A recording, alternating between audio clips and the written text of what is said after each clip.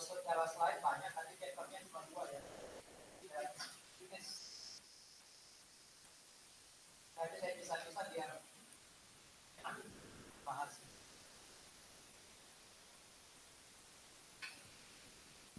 Oke, yang pertama equity. Ya, yang pertama equity. Jadi nanti saya akan bolak-balik ke slide teori dan slide ilustrasi. Ya, jadi saya pisah slide-nya, ada yang slide konsep atau teori, ada slide ilustrasi. Jadi waktu PA, waktu AK ya, waktu semester 1 belajar akuntansi, mungkin tipe perusahaan itu paling banyak ini, ya UD ya. Ya kan, perusahaan jasa dan banyakkan UD. Agak-agak setelah UTS selesai, sepertinya masuk ke sini. Apa CV firma, masih perusahaan jasa tapi mulai CV firma. Sepertinya mendekati UAS Anda dapat 1 atau 2 chapter yang bicara soal PT, ya, corporation. Oh ya, ditaruh situ aja nanti mungkin. Nah, makasih ya Mas Firman. Tadi siapa yang butuh? Jadi sekali lagi ini 3 tipe perusahaan yang sebenarnya bisa dilihat dari laporan keuangannya. Kalau yang ini ya dan yang kedua itu ekuitasnya ya, bagian ekuitasnya itu tidak ada saham. Kalau yang ini ada saham. Ya. Ini pemiliknya sama-sama, kalau dua ini ya, UD dan PT ini bisa sama-sama 100%, tapi bedanya yang satu pakai saham, ini enggak. Kalau ini pemiliknya pasti lebih dari 1, ini bisa 1, tapi bisa lebih juga. Ya. Sementara kalau yang ini pemiliknya pasti 1. Ya. Nah yang kita akan bicarakan hari ini terkait equity itu yang yang apa? Corporation, yang PT ya. Jadi kalau bicara corporation, ini ada undang-undangnya sendiri. Ya, nggak ada undang-undang yang khusus bahas UD atau CV atau firma, tapi ada undang-undang PT. Ya, jadi memang ini bentuk usaha yang dalam tanda kutip ya, yang paling di satu sisi paling rumit ya, karena syarat pendiriannya cukup banyak, tapi juga lebih mudah dapat suntikan dana. Dibanding kalau kita dirikan UD, itu kan berarti dana kita sendiri. Kalau CV bisa kongsi, bisa barengan, tapi kan terbatas. Kalau PT bisa dari banyak sumber. Ya. Kemudian tadi sudah saya jelaskan kalau PT itu ada kepemilikan saham di dalamnya. Jadi bukti kepemilikan saya atas corporation itu namanya saham. Kalau yang lain mungkin partnership ada saham tapi nggak banyak. CV yang terdiri atas saham itu jarang. Kalau UD apalagi nggak ada sahamnya. Nah, variasi kepemilikan sahamnya dari 1% sampai 100%. Ya, dari 1 sampai 100%. Itu karakteristiknya corporation atau PT. Ini mekanisme pendiriannya, kita ajukan syarat-syarat ke pemerintah. Yang pasti sejak awal kita ajukan syarat itu sudah harus punya NPWP. Ya, PT itu sudah harus punya NPWP. Beda kayak orang pribadi kalau dirikan UD nggak harus punya NPWP dulu. Nunggu dapat penghasilan sampai dengan PTKP baru wajib NPWP. Tapi kalau badan, kalau corporate wajib ya, sejak awal berdiri itu harus ada NPWP. Nah, usulan-usulan tadi nanti dipelajari sama pemerintah lalu ditetapkan. Jadi ada akta pendirian perusahaan itu disahkan sama negara melalui Menteri Hukum dan HAM, Menkumham. Ya. Nah, benefitnya banyak diatur di undang-undang. Dibandingkan UD, dibandingkan CV atau firma, ini lebih banyak keuntungannya. Seperti yang saya bilang tadi, salah satunya akses untuk dapat modal lebih besar. Nah ini saham nih, ini contoh saham nih. Walaupun jarang sekali sekarang beli saham dapat sertifikat kayak gini, jarang. Apalagi udah zaman digital gitu ya. Intinya kalau Anda pegang sertifikat saham itu berarti Anda memiliki PT yang menerbitkan saham. Anda pemiliknya, Anda ownernya, shareholdersnya. Ya. Jadi kepemilikan saham itu nanti menunjukkan alokasi pembagian keuntungan. Anggap aja dapat keuntungan 1M, Anda pegang sahamnya 10%, berarti Anda bisa dapat keuntungan, alokasi keuntungan 1M tadi 10% dari 1M. Ya. Termasuk kalau Anda rugi, kalau PT-nya rugi ya kita ikut nanggung rugi. Sebesar berapa ya? Sebesar modal yang kita tanamkan, investasi yang kita tanamkan. Makanya istilah perseroan terbatas, terbatas itu maksudnya kita itu mau rugi, dibatasi sejumlah investasi kita. Beda kalau UD ya, UD kita rugi, tokonya rugi, itu bisa jadi aset pribadi kita kena. Ya kan? NPWP-nya saya sebagai orang pribadi dengan NPWP toko saya itu satu. Berarti kalau toko saya nunggak pajak ya saya juga sebagai pribadi bisa dikejar aset pribadinya. Tapi kalau PT, saya bisa dikejar sebagai pemilik tapi sebatas uang yang saya tanamkan. Kalau uang yang saya tanamkan sudah habis, saya nggak bisa dikejar lagi. Ya, itu yang disebut alokasi profit and loss. Ya, perseroan terbatas. Termasuk kalau saya punya saham ini, saya punya hak suara. Ya, makin banyak persentase saham saya makin dalam tanda kutip berkuasa.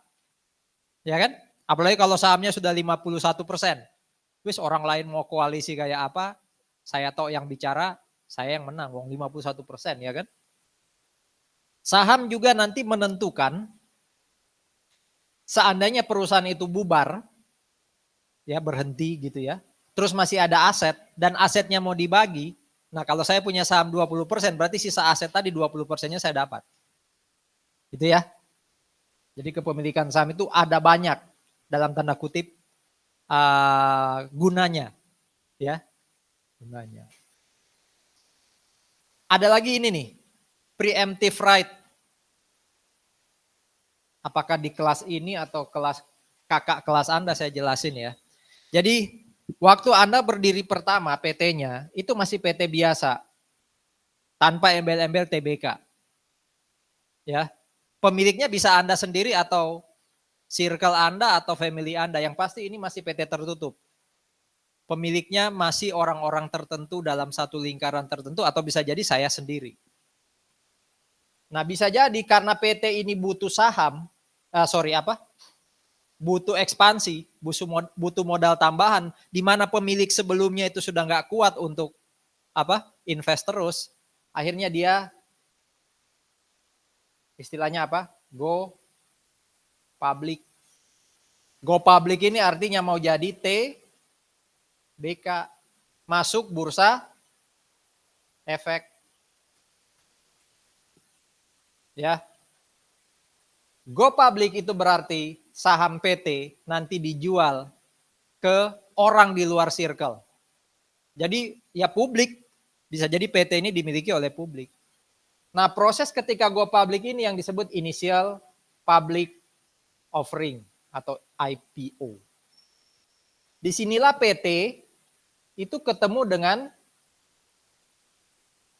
investor. Jadi waktu dia IPO, investor ini langsung ketemu PT. Ini yang disebut IPO ini disebut pasar primer. Karena apa? PT-nya langsung ketemu investor. Berarti nanti investor ini pegang sahamnya PT. Ya. Nah, ketika PT ini sudah jual saham ke investor, anggap aja investor ini punya saham 51%. Kalau ada investor lain kemudian, kalau IPO udah lewat ya, IPO itu ada jangka waktunya. Kalau ada investor lain, anggap aja investor B pengen dapat sahamnya PT, dia udah nggak bisa lagi ke PT. Jadi dia harus bergaul di bursa efek, di pasar modal. Jadi ini disebut pasar sekunder. Kenapa? Di pasar ini PT udah nggak ada. PT hanya ada di mana? IPO. Jadi disinilah nanti investor A, investor B ketemu. Mereka saling ngobrol. Aku nyari loh sahamnya PT ini. Kamu punya nggak? Punya. Berani nggak kamu beli? Nah, itu mereka saling bertransaksi di pasar sekunder yang namanya bursa efek. Ya. Ternyata PT ini makin berkembang. Ya, PT ini makin berkembang. Dia butuh modal baru, modal yang lebih besar. Terbitkan lagi saham baru. Nah, waktu dia terbitkan saham baru itu namanya bukan IPO lagi, tapi sudah right issue. Namanya right issue. Jadi nerbitin saham baru. Saudara-saudara, ini pemiliknya tadi 51%. Anggap aja kalau di sini right issue-nya ada 100 saham. Berarti ini kalau mau tetap 51%, berarti dia harus beli berapa saham paling enggak? 51. Ya. Gimana caranya supaya dia ini tetap bertahan 51%? Dia harus beli 51. Berarti PT ini sebelum jual ke orang lain, ke investor lain, dia harus ngomong dulu ke sini. Anggap aja ini investor namanya X. X, aku mau jual 100 loh, supaya kamu tetap 51%, tak tawarin 51 ke kamu ya. Atau 100 tak tawarin, kamu berani beli nggak? Kalau dia bilang, udah deh, saya nggak punya duit lagi untuk invest. Kamu boleh jual ke investor yang lain. Itu yang disebut preemptive right. Jadi preemptive right itu haknya investor atau owner existing untuk bisa dapat saham lebih dahulu. Kalau PT-nya lakukan apa? Right issue, penerbitan saham baru. Tapi kalau investornya bilang saya nggak pengen invest lagi, ya sudah bukan salahnya PT. PT akan salah waktu dia terbitin saham baru tapi nggak ngomong ke investor awal. Gitu ya. Itu preemptive right. Ya, preemptive right issue. Nah, itu karakteristik corporation atau PT dan karakteristik saham. Nah, saham itu sendiri ada dua. Ada saham yang disebut sering saham biasa, waktu PA mungkin disebut common stock ya. Terus ada yang kedua namanya preference share atau preferred stock. Sebenarnya karakteristik ini saudara-saudara, pembagian profit and loss, managerial voting hak suara gitu ya, pembagian aset waktu likuidasi, itu haknya saham ini nih, ordinary share. Jadi ordinary share itu yang punya hak-hak ini. Nah, preference share, preference itu apa sih? Artinya literally. Preference. Saya prefer ini gitu. Pilihan ya biasa ya. Ada keistimewaannya preference share ini adalah dia istimewanya dapat dividen duluan. Dia berhak atas dividen lebih dahulu, baru nanti kalau ada sisanya baru dikasih ke ordinary share. Jadi satu-satunya keistimewaannya preference share adalah kalau terdapat perbagian dividen, dia dapat lebih dahulu.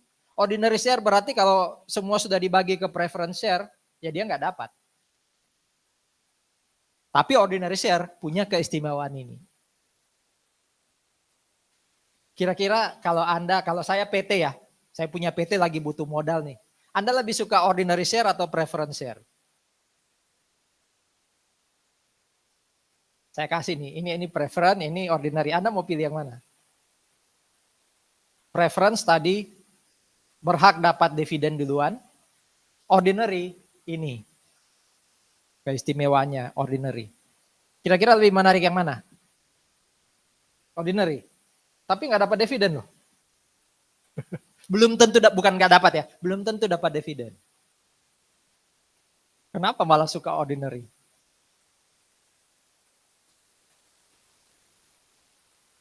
Saudara-saudara, biasanya orang terpikir, saya dapat dividen aja.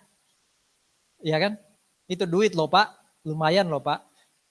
Orang kemudian berpikir, oh berarti lebih banyak pemilik saham preferen. Rupanya kalau Anda cari, coba Anda riset, cari data gitu ya. Pemilik saham preferen utamanya di Indonesia itu sedikit sekali. Lebih banyak yang kayak teman Anda tadi, memilih ordinary. Ya. Artinya apa? Kadangkala duit itu enggak penting. Lebih penting kita apa? Didengarkan. Iya kan? Anda punya banyak duit, Anda pamerin apa-apa, tapi nggak ada orang yang mau kasih komen terhadap kepemilikan Anda, kan jadi sepo gitu ya. Jadi kayak, coba Anda datang gitu ya, bawa iPhone 16 sudah terjual belum? Anda bawa iPhone 16, terus orang biasa aja lihatnya. Nggak komen apa-apa. Padahal Anda pengen orang komen gitu kan, jadinya kan nggak ada nilai kita. Jadi hak suara itu lebih sering atau lebih suka orang ambil dibandingkan hak dividen.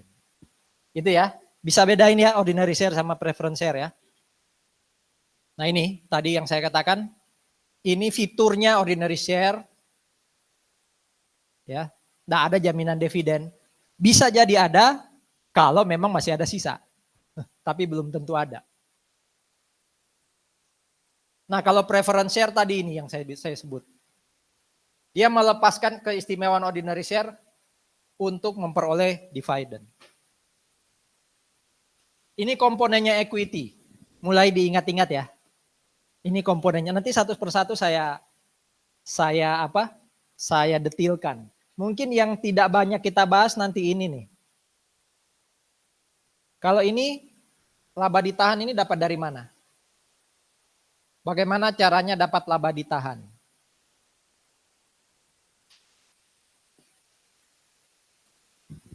Dulu waktu PA ada jurnal penutup kan ya? Ada closing entries ya? Akun apa yang di closing? Akun-akun apa yang ditutup? Masih ingat nggak? Itu kayaknya agak ujung karena jurnal penutup sebelum jurnal pembalik, berarti sebelum UAS. Hah? Bukan akun equity, tapi akun-akun yang ada di income statement. Berarti akun revenue dan expense. Berarti expense kalau ditutup, dia ditaruh di kredit, ya. Debitnya apa? Lawannya. Ada yang namanya income summary. Atau apa dulu? Ikhtisar laba rugi, ya kan? Kalau revenue ada di kredit, berarti kalau ditutup dia ditaruh di debit. Sama, lawannya adalah income summary. Kalau kondisi kita adalah profit, berarti revenue lebih banyak. Berarti income summary nanti saldonya lebih banyak di mana? Di kredit atau di debit? Di kredit ya. Berarti kalau ini revenue-nya anggap aja 100, ini 80, berarti masih ada saldo income summary di kredit berapa tadi? 20. Nah, itu juga harus ditutup. Income summary kita debit dengan kondisi profit ya asumsinya. Ini di closing kemana? Return earnings, betul sekali. Jadi return earnings ini adalah akumulasi dari labanya income statement. Termasuk kalau loss berarti dia berkurang. Itu return earnings. Berarti equity itu naik, ini komponennya equity ya. Kecuali yang ini itu dalam kurung, jadi ngurangin. Yang lain itu plus. Berarti return earnings adalah penambahnya equity yang berasal dari income statement. Terus kalau ini apa? Ini juga nambah equity, ada gain or loss dari sini nih, OCI ini, tapi tidak lewat income statement. Ya, jadi dua-duanya ini fungsinya sama, nambahin equity. Yang ini melalui income statement, yang ini bukan. Nanti makin sering kita belajar AKM, itu Anda akan makin tahu apa saja yang masuk OCI. Anda mungkin lebih banyak pahamnya yang masuk return earnings gitu ya. Contohnya mungkin investasi saham. Biasanya kalau saham saya beli, lalu 31 Desember nilainya di pasar naik, itu ada saham tertentu yang kalau naik, gainnya itu nggak masuk income statement, tapi masuknya ke sini, OCI. Itu ya. Yang lain nanti sambil slide-nya berjalan kita pasti akan bahas. Nah ini komponennya equity tadi, kalau dibuat skema atau gambarannya ya, utamanya yang ini, share capital, share premium, dan RE, serta treasury share. Kalau ini tadi kan, ini adalah penambah equity, tapi tidak lewat income statement. Ya. Mereka disebut sebagai sumber utama. Jadi OCI itu sumber tambahan, sumber sampingannya equity. Ada dua jenis capital, ada dua jenis penambah equity. Yang pertama adalah capital yang didapat dari setoran pemilik. Dia disebut contributed capital. Jadi ketika pemilik invest, kalau dulu di PA orang pribadi itu kan apa? Kas, kreditnya apa? Modal tuan A, ya kan? Kalau ini enggak, cash to share capital atau share premium. Jadi ketika seorang pemilik invest ke PT, Nah, itu yang namanya contributed capital. Ya. Bisa berbentuk ordinary share, bisa berbentuk preference share. Nah, masing-masing saham ini baik ordinary maupun preference itu ada akun share capital, ada akun share premium. Nanti sekali lagi akan saya bahas satu-satu. Tapi sudah sempat saya singgung nih di dalam kesempatan-kesempatan sebelumnya, apa itu share capital, apa itu share premium. Yang pasti contributed capital itu adalah capital atau equity yang diinvest oleh pemilik. Nah, ketika PT itu kemudian dapat dana dari pemilik, dapat capital dari pemilik, diputar, ya kan? Dipakai usaha. Ketika usaha itu kemudian anggap aja saya dapat dari pemilik segini nih, saya putar duitnya, dapatnya lebih. Nah, selisihnya itu yang disebut capital karena berusaha. Earn capital. Makanya tadi bentuknya apa? Laba ditahan. Itu kan hasil operasional kita. Ya. Nah, treasury shares itu sebenarnya part dari sini yang kita beli lagi. Jadi waktu ada investor invest ke kita, kan equity naik tuh. Berarti dia lagi pegang saham. Suatu saat sahamnya saya beli lagi. Berarti kan equity-nya berkurang. Makanya ini jadi pengurang nih treasury shares. Jadi treasury shares adalah ordinary shares milik perusahaan yang dibeli lagi sama perusahaan. Itu ya gambaran besarnya komponen equity. Nah, ini yang tolong diingat-ingat. Contributed capital itu cara ngitungnya adalah harga pasar saham dikalikan jumlah lembarnya. Jadi kalau harga pasarnya 100 per unit, ada 100 lembar, berarti contributed capitalnya itu ya 100 kali 100. Contributed itu kalau di jurnal bentuknya cash. Berarti debit cash itu yang disebut contributed capital. Gimana ngitungnya? Fair value atau harga pasar dikali berapa lembar saham. Ya. Nah, sementara share capital baik ordinary maupun preference itu cara hitungnya dari par value kali jumlah lembar. Kalau ini harga saham di pasar yang kita nggak tahu gimana terbentuknya gitu ya. Kok bisa sekarang harga beras sudah sekian puluh ribu, kita kan nggak tahu. Ya. Itu dibentuk oleh mekanisme pasar. Tapi kalau ini harga yang tertulis di saham tadi. Kan ada sertifikat saham saya tunjukin tadi ya. Ketika ada harga di sini yang tertulis itu yang disebut par value. Jadi share capital yang ini angkanya itu didapat dari par value kali lembar saham. Sementara contributed capital itu adalah fair value, harga wajar atau harga pasar dikali lembar saham. Berarti share premium baik itu ordinary maupun preference itu adalah contributed capital kurangi share capital. Iya kan? Atau fair value kurangi par value jadi selisihnya dikali jumlah lembarnya. Kalau ingat-ingat rumus ini kita akan sering ketemu nanti. Jadi ketika jual saham par value-nya 100. Waktu saya jual harganya 110.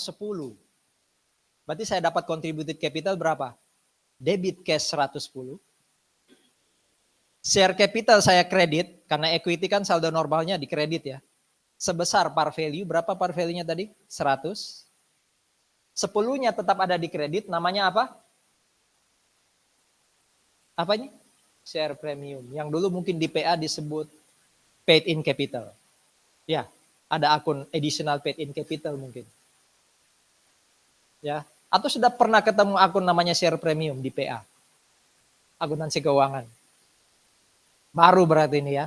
Ini rumusnya tolong diingat-ingat. Ada pertanyaan dulu? Ya.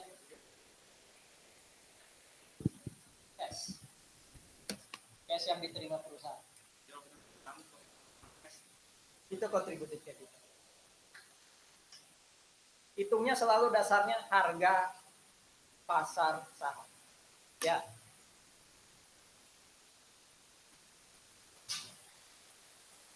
Dua mingguan, 3 mingguan nggak ngajar itu kita suara jadi kayak lemah.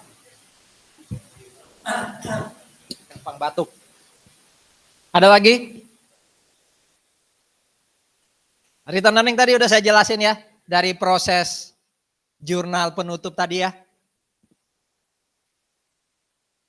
Treasury shares itu adalah contributed capital atau share capital yang ada di owner yang kemudian sama perusahaan dibeli lagi. Ya, itu treasury shares. Namanya repurchase stock. Nah, terkait dengan ordinary share atau preference, nanti ada istilah-istilah kayak gini, ya. Nanti ada istilah-istilah kayak gini. Ada yang namanya authorized share. Authorized share itu adalah jumlah saham maksimal yang boleh diterbitkan perusahaan. Kira-kira di mana ini tertera ini? Jadi perusahaan kalau pengen dapat duit, caranya kan salah satu dia nerbitin saham. Tapi nggak boleh melebihi batas maksimal. Melebihi authorized share. Kira-kira ini tertera di mana? Tertera di mana ini? Apa tadi yang disahkan? Jadi dia ada di akte pendirian. Jadi kalau di situ ditulis, perusahaan dalam rangka memperoleh tambahan modal, kemudian menerbitkan share, maksimal hanya boleh 10 juta lembar. Itu yang disebut authorized. Kalau ternyata perusahaan butuh tambahan, padahal sudah sampai 10 juta lembar, apa yang harus dilakukan? Rubah anggaran dasarnya, rubah aktenya. Ya. Jadi authorized itu bisa berubah dengan cara merubah tadi akte pendirian perusahaan. Itu authorized. Kalau issued itu bahasa Indonesia diterbitkan. Ya. Nah, ini issued ini selalu sebesar share capital. Gimana tadi ngitung share capital? Rumus share capital tadi gimana? Par kali shares. Jadi issued shares itu sebenarnya adalah par value kali share atau share capital. Ini pasti nggak mungkin melebihi ini karena maksimal issued itu adalah authorized. Paham ya? Boleh nerbitin 10 juta lembar saham. Sampai hari ini saya sudah terbitin 8 juta. Berarti issued-nya 8 juta. Kalau semuanya ada di pasar 8 jutanya tadi, berarti issued dan outstanding sama. Outstanding itu bahasa Indonesianya apa? Beredar. Jadi kalau dari 10 juta maksimal saya sudah terbitin 8 dan semuanya masih ada di investor, maka issued dan outstanding sama. Tapi kalau kemudian dari 8 juta tadi 1 juta saya beli, namanya apa tadi? Treasury. Kalau ada 1 juta lembar saham treasury punya saya, berarti issued-nya 8, outstanding-nya cuma 7. 1 jutanya apa? Treasury. Jadi ini paling maksimal, ini di bawahnya, ini di bawahnya. Ini bisa sama kalau apa? Tidak ada treasury share. Ya. Jadi outstanding ini adalah share issued kurangi treasury share. Kalau treasury share-nya 0, ya berarti issued sama dengan outstanding. Ada pertanyaan?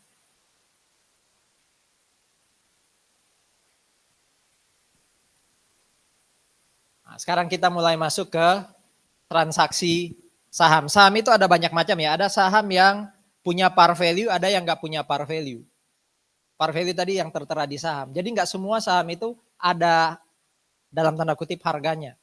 Kalau nggak ada harga itu namanya no par. Kadang jual saham juga bisa dengan surat berharga lain. Atau saya jual saham, biasanya di debit cash, share capital kredit, share premium kredit. Ini enggak. Yang di debit bisa jadi mungkin land. Jadi saya beli tanah tapi kasih saham, enggak kasih cash. Itu namanya transaksi non tunai. Termasuk nanti kita lihat, kalau saya jual saham, nerbitin saham, dapat duit katanya tadi kan. Tapi untuk nerbitin saham, saya keluar uang, biaya. Itu diapain uangnya nih? Dicatat sebagai apa? Apakah expense?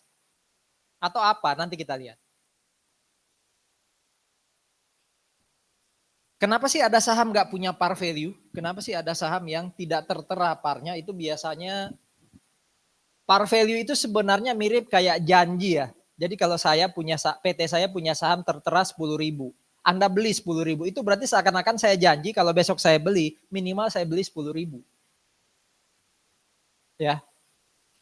Kalau harga pasarnya tinggi atau makin turun gitu ya, saya belinya 10.000 karena terteranya 10.000. Berarti supaya saya tidak punya utang kepada investor kalau saya pengen beli lagi, mending saya hilangin. Ya, harganya saya hilangin. Jadi nopar itu biasanya gitu, ingin menghindari kewajiban yang disebut kewajiban kontingensi. Kewajiban kalau beli lagi sahamnya dalam bentuk treasury, dia terbeban harus beli sebesar par value. Daripada terbeban, mending dinolkan atau tidak dicantumkan par value-nya. Di Indonesia jarang sih. Kalau di negara-negara lain ada no par value itu biasanya dipajakin lebih tinggi malah. Ya, secara pajak dia kurang menguntungkan. Ya, tapi secara kewajiban untuk beli lagi dia lebih menguntungkan dibandingkan yang ada par value. Kalau sudah hitam gini kita ke ilustrasi. Ya.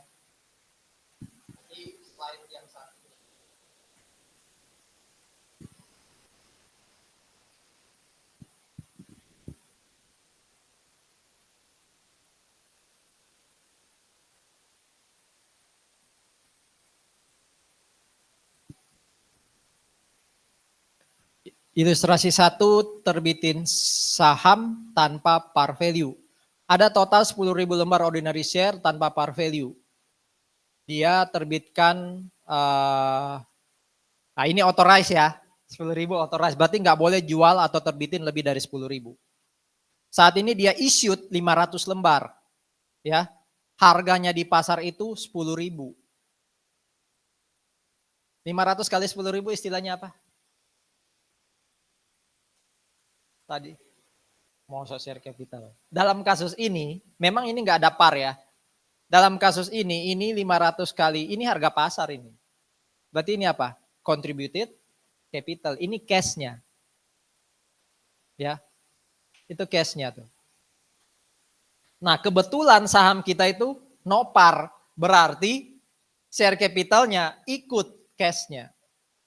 Padahal tadi share capital itu ngitungnya gimana? Par value kali jumlah lembar. Nah masalahnya kan kita nggak punya par value. Mau dikali berapa 500 lembar? Masa nol kan enggak? Cirinya kalau saham itu diterbitkan tanpa par value, dia tidak punya akun apa? Dia nggak punya akun apa? Tadi kan ada contributed capital, ada share capital. Satunya apa? Nah, ada share premium nggak ini? Nggak ada. Wong dia ngikut harga pasar kok. Ya kan? Jadi kalau sahamnya itu tidak punya par value, pasti nggak ada akun share premium. Ya. Ilustrasi 1, ini masih yang receh. Nggak apa-apa kalau ada yang mau nanya. Yuk lihat lagi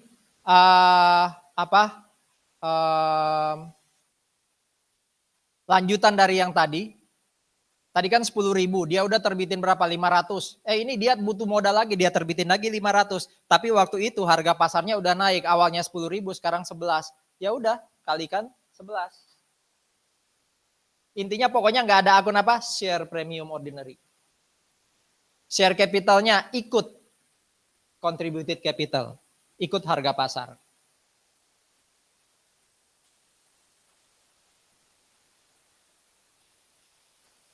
Ada lagi istilahnya stated value. Stated value itu sebenarnya mirip kayak par value. Cuma bedanya apa? Dia tetap tidak tertulis di saham.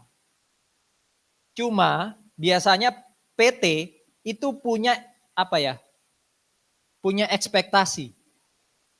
Ya, punya ekspektasi kalau ini dijual, mau minimal harganya segini nih. Nah, contohnya di sini kalau ini dijual ya, minimal dapat 5.000 lah. Nggak ketulis di sahamnya, tapi jadi harapannya PT. Itu yang disebut stated value. Kalau par value jelas-jelas tertulis. Nah, stated value mirip kayak par value. Berarti Anda bisa hitung dong ini. Harga tunai 15.000 itu contributed capital, berarti cash 15.000, iya kan? Debit cash 15.000. Kredit share capital, berapa share capital? 5.000. Sisanya 10.000 itu apa? Share premium. Tinggal dikalikan lembarnya ya, lembarnya berapa tuh? 1.000.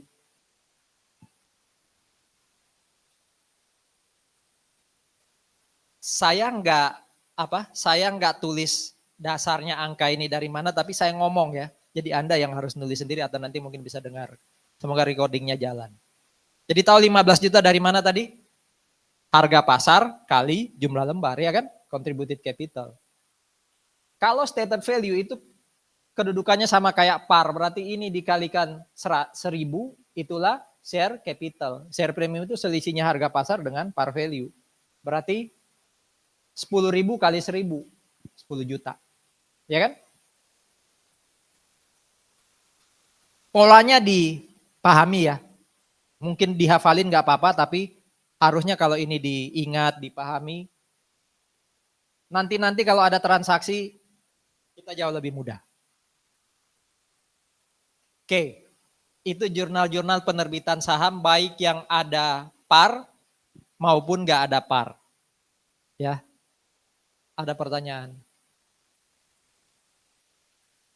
Ya.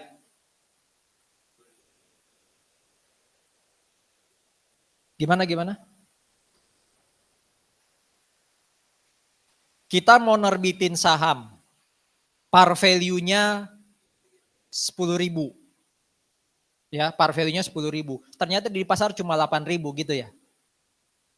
Kalau nanya mungkin tidak mungkin, mungkin aja. Ya, mungkin aja ini harga saham pada rata-rata jatuh gara-gara paman Trump itu kan. Bisa jadi kan? Jadi mungkin aja. Nah, coba berarti cash yang kita debit 8.000, share capital kita kredit 10.000. Berarti share premiumnya bukan di kredit ya, malah ada di debit kan. Berarti share premiumnya bukan saldo normal di kredit, dia ada di debit. Nah itu yang disebut share premium negatif. Mungkin saja transaksi itu, dan kalau mau dicatat di akuntansi berarti share premiumnya ada di debit. Namanya itu kalau di Indonesia namanya share premium di kredit namanya agio saham. Kalau dia ada di debit namanya disagio saham, DIS. Mirip kayak loss itu. Ya, karena dia di debit berarti equity-nya berkurang. Ya kan? Mungkin. Dan pertanyaan bagus. Yang lain? Oke. Sekarang kami ke konsep. Bagaimana kalau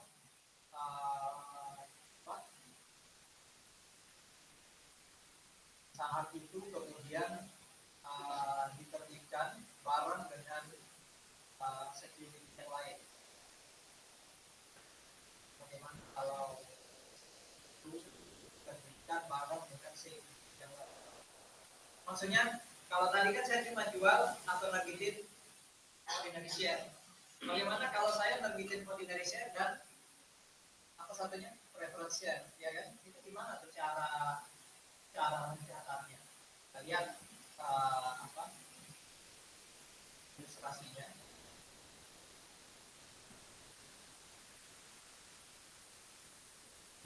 Coba lihat ilustrasinya di sini. Perusahaan ini menerbitkan ordinary share 300 lembar, par value-nya 10.000, dan 100 lembar preference share, par value-nya 50.000. Waktu dia jual, ya orang kalau jualan kadang apalagi kalau barang banyak gitu ya, kadang dibeli langsung satu paket gitu kan. Saya pernah cerita kalau kita nawar gitu kan, wis tak beli 3 tak ambil sekian ya. Nggak lagi ini tambah ini, pokoknya digabung harganya berapa ditawar langsung. Nah ini 300 dan 100 lembar ini itu langsung dibeli sama investor di harga 13,5. 13,5 itu apa? Cash yang diterima istilahnya apa tadi? Contributed capital. Berarti debitnya pasti cash 13,5. Tugas kita adalah mencatat sisi kredit. Berapa share capital ordinary, berapa share capital preference, berapa share premium ordinary, berapa share premium preference. Itu tugas kita. Masalahnya 13,5 ini satu paket. Nah kalau ada kasus kayak gini, maka kita bagi alokasi ini pakai harga pasar. Ya, harga pasar masing-masing. Di sini harga pasarnya ordinary 20.000 per lembar, kalau yang preference 90.000 per lembar. Anda total aja dulu harga pasarnya berapa, berarti bagiannya ordinary itu nanti 20.000 kali 300 dibagi dengan 20.000 kali 300 plus 90.000 kali berapa lembar preference? 100. Ya kan? Jadi ordinary itu, pokoknya kalau ada ketemu kasus kayak gini nih, nerbitin lebih dari satu jenis surat berharga, Anda hitung proporsional pakai dasar apa? Market. Jangan pakai dasar par value. Nah, berarti tadi ordinary-nya 20.000 kali 300 lembar, kalau preference-nya 90.000 kali 100 lembar, berarti kalau di total ini 19 juta, betul ya? Berarti proporsinya ordinary adalah 6/15 kali 13,5. Betul? Kalau proporsinya preference ya sisanya. Atau 9/15 kali 13,5. Ya kan? Nih. Jadi ordinary itu 40%, preference itu 60%. Nah, 40% dikali 13,5 itu 5.400.000. Sisanya preference. Jadi dari berapa tadi? 13.500, 5,4 punyanya ordinary, 8,1 punyanya preference. Ini angka apa buat ordinary? Buat ordinary ini angka apa? Share capital kah? Share premium kah? Contributed capital kah? Hah? Apa? Share capital yang lain? Ingat loh rumus share capital tadi gimana? Gimana ngitung share capital? Par value kali jumlah lembar. Di sini kan sudah ada par value-nya. 10.000 kali 300. Itu share capitalnya ordinary. Berarti ini bukan share capital. Ini apa? Contributed capital.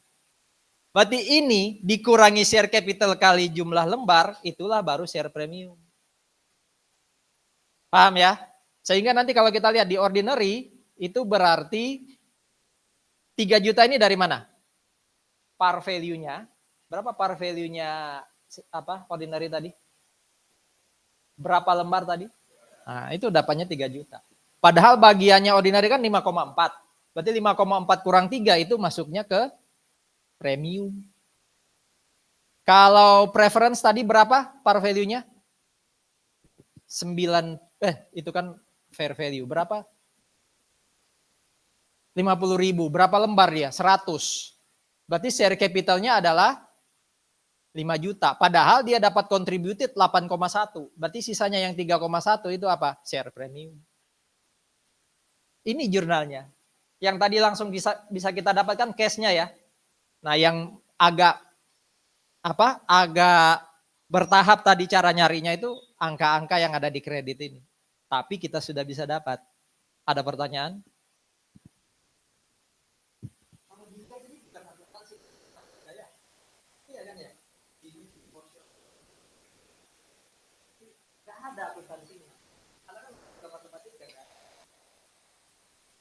Silakan. Kasus menerbitkan sekuritas atau surat berharga lebih dari satu, dapat duitnya satu paket. Pakai proporsional. Namanya proporsional method. Makanya tadi di depan di teori ada apa kata-katanya tadi itu? Proporsional. Itu tadi yang baru kita praktekkan proporsional method. Ada metode kedua namanya incremental. Incremental itu kita pakai kalau umpama tadi ada dua ya, preference dan ordinary. Kalau salah satu dari dua tadi nggak diketahui fair value-nya. Itu baru kita pakai incremental. Kalau ini karena dua-duanya diketahui ya pakai proporsional. Yuk kita lihat yang incremental.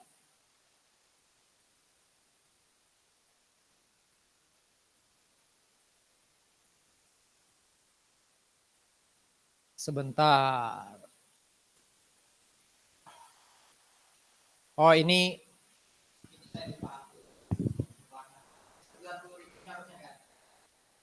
Jadi di kasus ini yang diketahui market value-nya ordinary.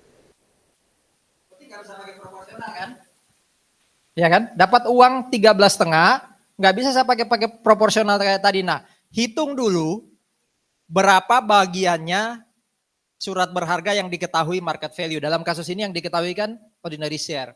Berarti ordinary share itu dapat bagian 20.000 dikali 300. Berarti dia dapat bagian 6 juta.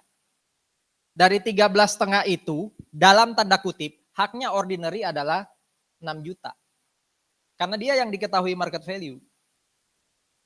Berarti kalau 13,5 secara total 6 juta sudah ke ordinary, berarti sisanya punyanya preference share. Saya tanya sekali lagi, 6 juta dan 7,5 ini angka apa istilahnya? Contributed capital. Berarti Anda bisa ngitung dong berapa share premium. Share premium ordinary adalah 6 juta dikurangi 3 juta. 3 juta dari mana? Par kali jumlah saham. Share premiumnya preference itu adalah 7,5 kurangi parnya tadi berapa? 50.000 kali berapa lembar? 100. Berarti selisihnya itu share premium preference. Tambah kurang kan?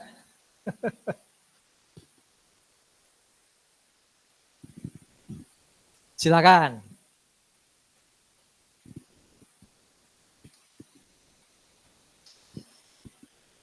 Ingat ya tadi ya, ada 2 metode ya. Proporsional kalau duanya diketahui apa? Fair value-nya. Incremental kalau hanya salah satu diketahui. Ya. Ada pertanyaan?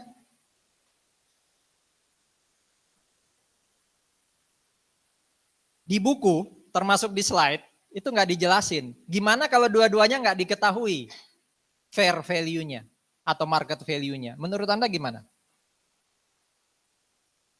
Saya jual saham nih, sekian lembar ordinary, sekian lembar preference. Dapatnya 13,5, tapi dua-duanya nggak ada fair value-nya.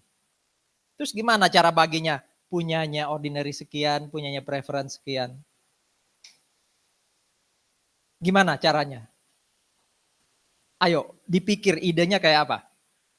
Satu-satunya informasi yang ada apa? Par value. Ya sudah pakai par value jadi pembaginya, ya kan? Dikali aja par value-nya ordinary berapa kali lembarnya, ya. Dikali aja preference berapa, ya udah dibikin proporsinya. Kalikan 13,5, udah. Selalu ada jalan, walaupun tidak pernah dijelaskan di buku, ya kan? Besok-besok kalau udah praktek terus nggak pernah dijelasin di buku, waduh, gimana caranya ya? Itu otak mulai jalan di sana. Itu gunanya kita sekolah, ya kan? Oke. Nah, kalau yang ini fair value ditekankan adalah untuk kasus kalau saya nerbitin saham dalam rangka dapat aset selain cash. Tadi itu yang kita debit cash terus kan? Cash to share capital, kreditnya share premium. Jadi cash di debit, share capital kredit, share premium kredit. Sekarang yang di debit itu bukan cash. Bisa equipment, bisa inventory, bisa expense. Patokannya adalah fair value selalu. Tapi pertanyaannya fair value-nya apa? Contoh nih, saya mau beli mesin. Ya, saya mau beli mesin. Nggak punya duit, atau duitnya dihemat. Saya ngomong ke yang punya mesin, mau nggak tak kasih saham? Kamu nggak dapat duit, tapi kamu jadi pemilik saya. Wah, kalau prospek dia pasti mau. Nah, patokannya fair value. Pertanyaannya itu fair value-nya mesin atau fair value-nya saham yang jadi patokan? Kok bisa? Kok langsung mikir saham? Apa dasarnya? Jadi mesin itu punya orang lain ya, saham punya saya maksudnya itu saham saya. Terus ada fair value mesin, ada fair value saham. Pertanyaannya waktu mau bikin jurnal, katanya kan harus pakai fair value. Fair value apa yang harus dijadikan patokan? Sebenarnya secara mainstream, secara default itu mana yang lebih jelas? Kalau dua-duanya lebih jelas itu yang masalah. Kenapa jawab saham? Apa logikanya?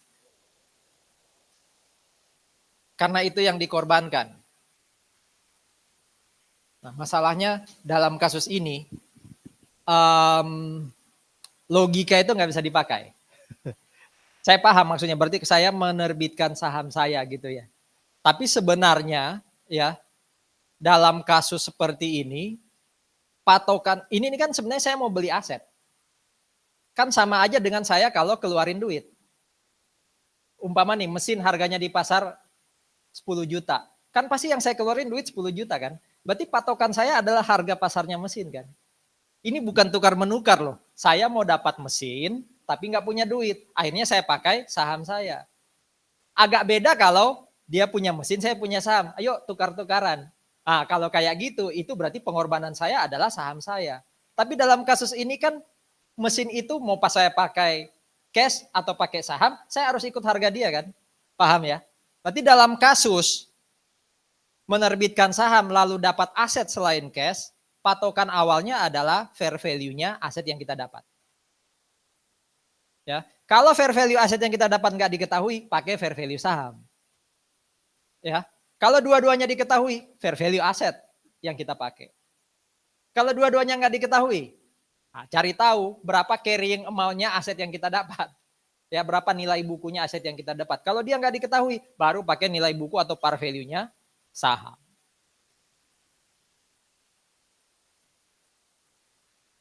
Nih kasusnya nih. Namanya transaksi non cash. Jadi dia mau beli apa nih? Paten. Dia mau beli hak paten. Dia mau beli hak paten, nerbitin sahamnya par value 10.000 sebanyak 10.000 lembar. Fair value-nya share 140, paten nggak diketahui. Ya berarti pasti pakai yang 140 dong, iya kan? Paten 140, ini dapat dari mana 100? Per lembarnya itu 10.000, 10.000 lembar. Nah sisanya berarti itu share premium. Gitu ya. Kalau yang nomor 2, ini fair value paten yang diketahui ya. Sudah berarti debitnya pasti 150 nih. Berarti share premiumnya berapa? 50. Ya kan? Kalau dua-duanya diketahui, pakai punya paten. Ya, pakai punya paten. Bagaimana kalau tidak diketahui dua-duanya? Nah itu biasanya nah ini contohnya nih. Dua-duanya diketahui kalau yang transaksi 3. Pakainya punya paten. Transaksi 4 ada nggak? Ada nih. Ini dua-duanya tidak diketahui. Nah itu berarti harus pakai angka lain. Di sini contohnya angkanya dihitung sama appraisal, konsultan independen. Dapat angka 125, ya udah berarti patennya 125. Share capital tetap patokannya apa tadi? Par value, berarti share premium selisih. Itu transaksi non cash. Ada pertanyaan?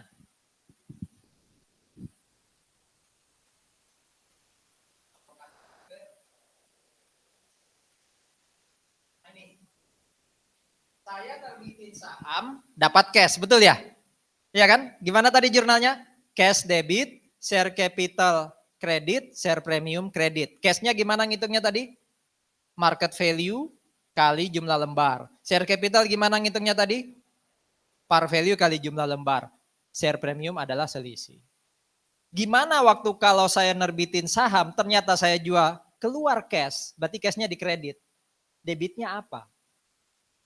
Itu yang mau kita bahas sekarang. Debitnya apa? Di sini katanya ini nih. Mengurangi hasil penjualan shares. Coba ingat-ingat tadi jurnalnya apa? Cash, debit, share capital kredit, share premium kredit. Berarti yang pasti berkurang cashnya kan? Cashnya dikredit. Debitnya kira-kira apa? Bukan expense loh dia bilang. Dia nggak ngomong expense loh. Dia bilang apa? Mengurangi hasil penjualan share. Berarti yang didebit apa? Contributed capital, betul kan? Cashnya berkurang, berarti contributed berkurang. Berarti kalau contributed berkurang, apanya yang ikut berkurang? Share capital nggak mungkin berkurang, karena patokannya kan par value. Berarti yang berkurang apa? Share premium. Berarti kasus kalau kita punya direct cost untuk nerbitin saham, entah itu pajak, cetak, broker, debitnya bukan expense tapi ngurangin share premium. Yuk kita lihat. Cash pasti berkurang. Satunya yang ikut berkurang adalah share premium. Kalau tidak ada PPH di sini, cash yang kita dapat berapa? 140 kan? Berarti cash 140, share capital 100, premiumnya 40. Ini kan yang tadi. Ternyata ada PPh di situ 140.000. Ini saya pakai 0,1% yang Anda pelajari di perpajakan ya. Ada PPh di situ 140.000. Pasti cashnya dikredit 140.000, iya kan? Pertanyaannya debitnya apa? Nah tadi kita sudah pelajari. Yang di debit itu share premium. Ini jurnal waktu nerbitin tanpa pajak, ini jurnal pajaknya. Berarti kalau digabung, bisa ya? Cashnya berarti bukan 140 juta, tapi 140 kurangi 140. Share premiumnya bukan 40 juta, tapi 40 juta kurangi 140.000. Jadi jurnal lengkapnya itu yang ini. Tadi jurnal 1 dan 2 itu hanya supaya Anda paham langkahnya. Kalau Anda tanya jurnalnya yang mana? Yang ini. Clear ya? Ini kasus apa tadi? Kalau nerbitin saham, keluar biaya. Yang ditanggung oleh penerbit. Tapi kalau biayanya ditanggung sama si siapa? Investor, ya itu bukan urusan kita. Itu urusan dia. Kita lagi bicara sekarang kalau perusahaan nerbitin saham. Biayanya ada. Nah itu ini perlakuan akuntansinya. Pak, bentar Pak, saya jadi penasaran. Investor kalau beli saham, terus keluar biaya, dicatat jadi apa? Nanti ada chapternya khusus. Jadi sabar. Sampai sini, ada pertanyaan? Apalagi nih? Oh, dividen. Sorry. Ini bahas preferred stock. Tadi sudah dibahas ya. Dia dasarnya adalah dividen, ya. Ada preferred stock yang namanya convertible preferred stock. Jadi bisa dikonversi. Kira-kira dikonversi jadi apa? Konversi itu maksudnya ditukar. Jadi ordinary. Kalau callable maksudnya gimana? Call, bisa dipanggil. Maksudnya apa callable ini? Ini mirip kayak treasury share. Jadi Anda pegang preference share saya PT ABC. Tak beli. Nah itu namanya callable preference share. Kan sama kayak treasury itu. Nah dia nggak punya hak voting. Ya, dia nggak punya hak voting. Kalau Anda ketemu soal, lalu ada tulisan kayak gini nih. 6% preference share dengan par value 10.000 per lembar. 10.000 ini tetap patokan untuk ngitung apa tadi? Share capital. 6%-nya ini untuk apa Pak? 6% ini tadi kan dia punya hak apa? Dividen. Berarti pemegang saham preferen tadi per lembarnya dia berhak 6% kali par value. Dalam kasus ini berarti dia berhak 600 per lembar. Gitu ya. Jadi kalau ketemu kasus preference share ada persentasenya itu hak dividennya yang pegang saham. Nanti kita akan sering ketemu kasus preference share yang ada persentasenya. Ya. Nah, ini tipe-tipenya preference share. Ini kecil banget Anda mungkin langsung lihat. Ada yang namanya kumulatif dan non-kumulatif. Kumulatif itu maksudnya gini. Kan nggak tiap tahun perusahaan bagi dividen ya. Tergantung kondisi keuangan ya. Kalau dalam 3 tahun perusahaan belum juga bagi dividen, kebetulan preference share-nya kumulatif, itu perusahaan berarti dalam tanda kutip punya utang. Utangnya berapa? 3 kali 600 per lembar. Kan 3 tahun dia nggak bayar. Padahal haknya preference shareholder itu tiap tahun terima 600 per lembar. Kalau sifatnya kumulatif berarti di tahun keempat, si pemegang saham preferen berhak dapat 600 per lembar, ditambah 3 kali 600 per lembar. Karena 3 tahun tadi nggak dibayar. Kalau sifatnya apa? Kumulatif. Tapi kalau nggak kumulatif, berarti tahun keempat bagi dividen ya, dia hanya berhak atas 600 per lembar. Berarti Anda logika sekarang. Mana yang lebih mahal, kumulatif atau non-kumulatif? Ya kumulatif dong. Wong berhak atas dividen kalau belum dibagi, itu kayak utang gitu ya. Jadi udah pasti dapat dividen dalam tanda kutip. Ya. Itu kumulatif dan non-kumulatif. Ada pertanyaan? Ada lagi namanya participating dan non-participating. Yang berhak atas Laba tadi ordinary atau preference? Ordinary. Kalau sifatnya participating, preference juga berhak atas laba. Berarti ini fitur tambahan. Berarti lebih mahal yang participating. Gitu ya. Jadi kalau tadi 6%, kayak ini contohnya nih. Berarti si pemegang saham preference berhak dapat pembagian laba, ya pembagian net income 6% kali 10.000. Bukan sekedar berhak dapat dividen, dia juga berhak dapat pembagian laba. Berarti kalau saham preference itu participating dan kumulatif, wah itu sudah on top. Itu paling mahal itu.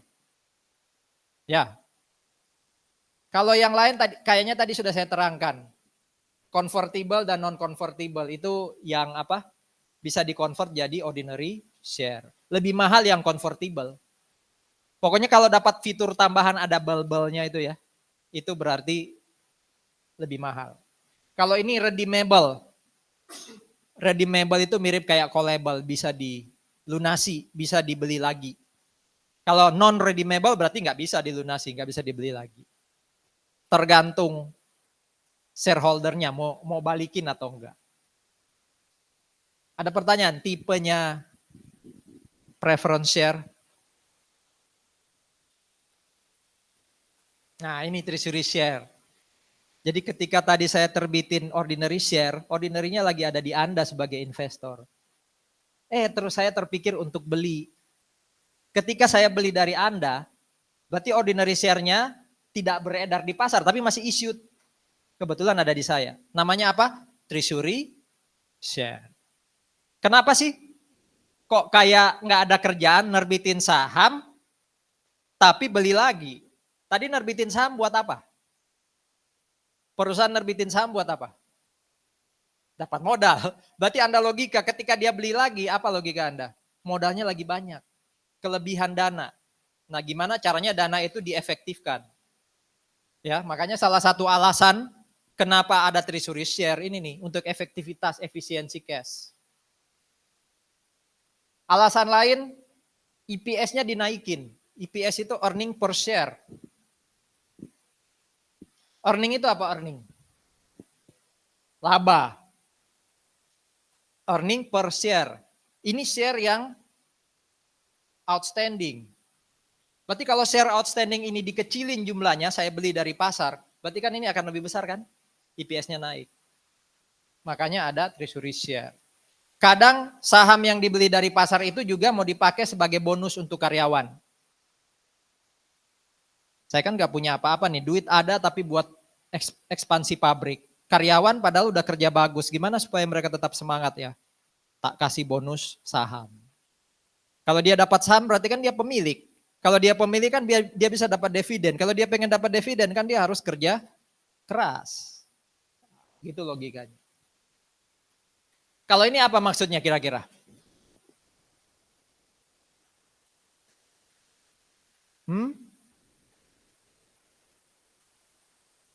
Jadi kalau ini intinya gini, ada orang nih, kayaknya mau beli saham saya nih. Ya.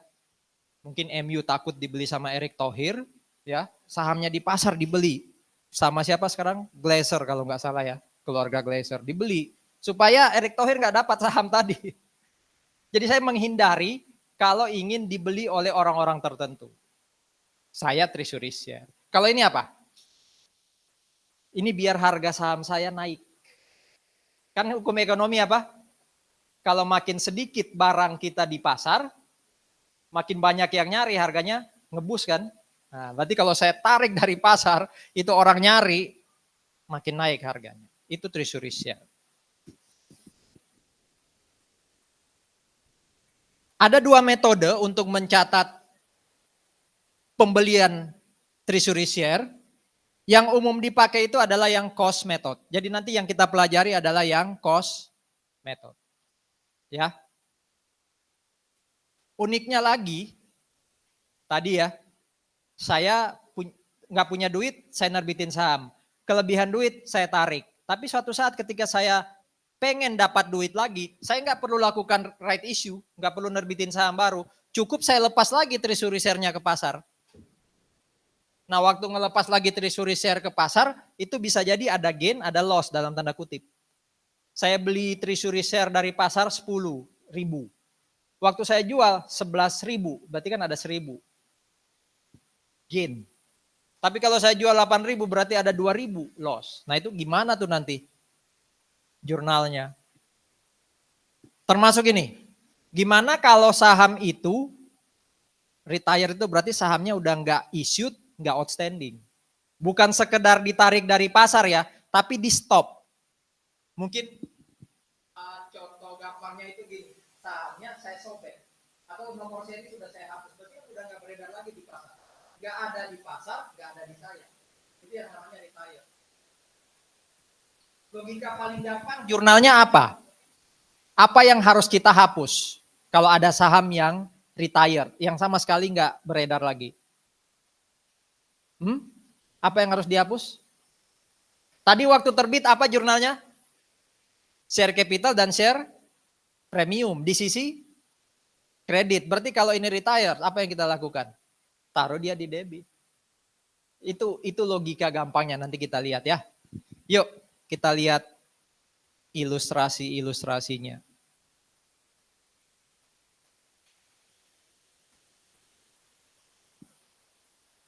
ABC terbitin 10.000 lembar ordinary share, ya, par value-nya 10.000. Ya, berarti waktu dia terbitin share capitalnya berapa? Share capitalnya berapa waktu dia nerbitin? 100 juta. Kalau ini apa ini? Ini apa? 1M ini apa? Contributed capital. Ini cash yang didapat. Berarti share premiumnya berapa per lembar? Tadi kan totalnya 100 juta. Berarti share premiumnya 900 juta. Berarti per lembarnya berapa? 900 juta Anda bagi 10.000. Berarti per lembarnya 90.000 share premium per lembar. Ya kan? Tapi kita nggak bahas lagi ini. Ini kan sudah lewat tadi. Anda sudah ahli ini. Yang mau kita bahas itu kalau dibeli lagi sahamnya dari pasar. Nah, di sini ada informasi tambahan. Return earning per 31 Desember 300M. Oke, nggak usah bahas treasury dulu. Yuk kita bikin laporan posisi keuangan atau neraca bagian equity. Ini nih. Ya. Saya gedein ya.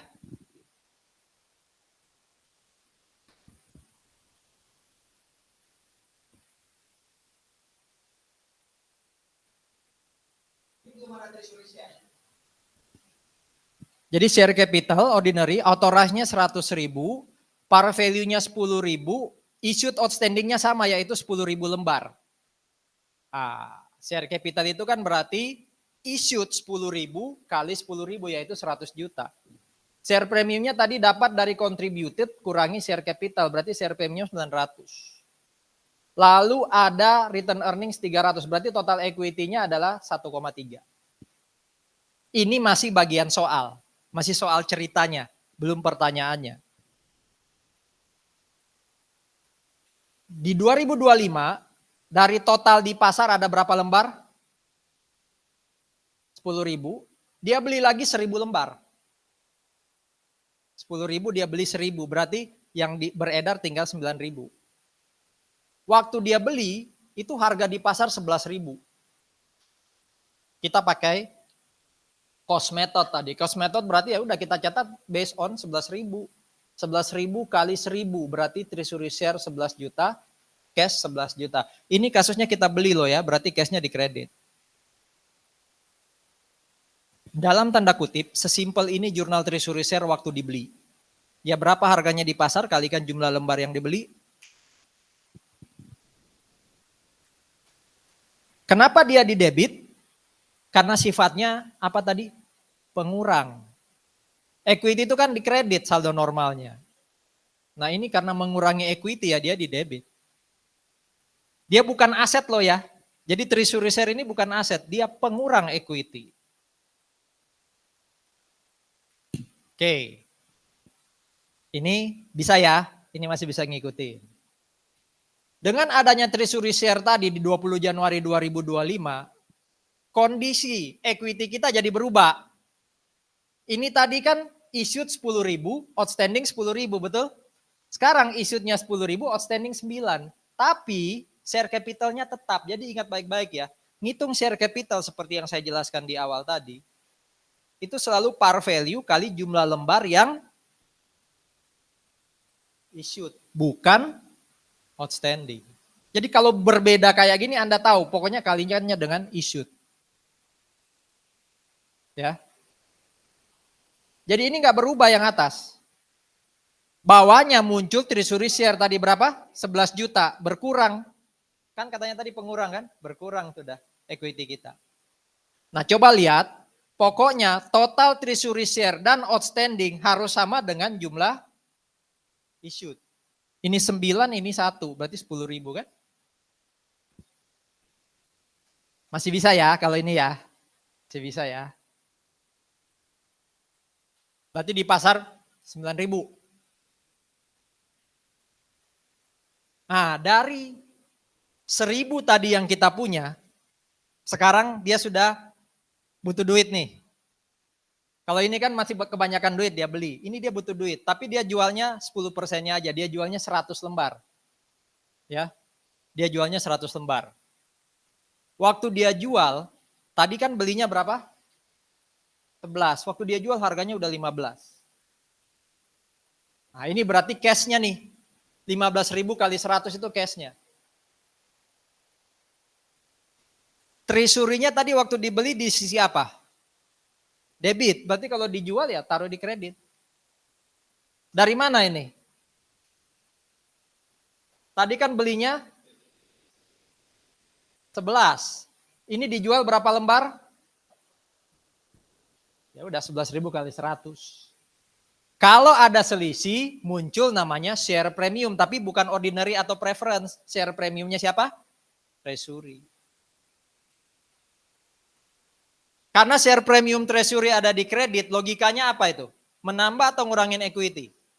Menambah equity. Berarti nanti equity kita nambah tuh. Dengan adanya share premium. Di 1 Februari 2025 ketika jurnal ini sudah diposting, equity kita jadi kayak gini. Ini masih nggak berubah. Ini masih nggak berubah. Ini kok tinggal 900. Karena tadi dijual 100 kan. Pokoknya apa tadi? Total outstanding dan treasury harus sama dengan issue. Share capital selalu dasarnya issue. Berapa selisih ini dengan yang sebelumnya? Coba Anda kurangi. Setelah ada penjualan treasury share, 1289 berubah menjadi 1290.500. Selisihnya berapa?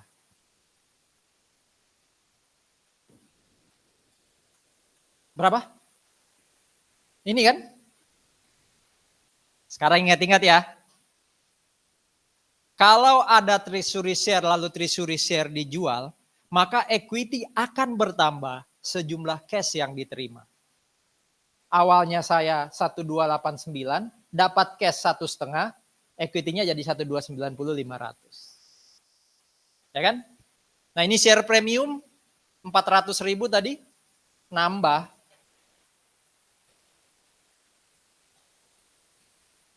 Masih punya berapa kita? 900. Dijual lagi 100, tapi sekarang harganya tinggal waktu 10 Maret itu turun banget tinggal 6.000. Berarti cash yang kita dapat 6.000 kali 100. Tapi treasury share yang dikredit berapa? 11.000 kali 100 ya kan? Berarti sekarang logikanya di debit ada selisih kan? Kalau tadi kan selisihnya di kredit, share premium. Kalau ini berarti apa yang harus kita lakukan? Ya share premiumnya taruh di debit.